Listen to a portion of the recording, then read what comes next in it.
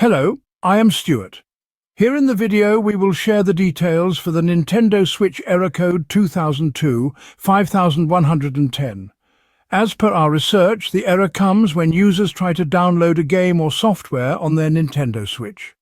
As per the official information shared by Nintendo, the error comes when your console needs to be updated, or there was some unknown problem that interrupted the downloading and caused this error. To troubleshoot the error, first you should restart your Nintendo console and then check if there are any pending updates for the firmware.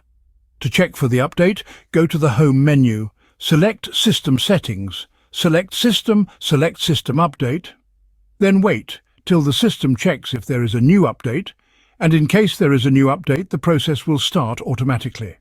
Once the console is updated, check if the error still comes.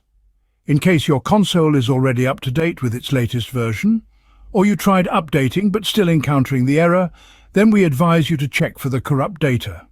Simply go to the Home menu, select System Settings, select Data Management, select the software, select the problematic software, then select Check for corrupt data.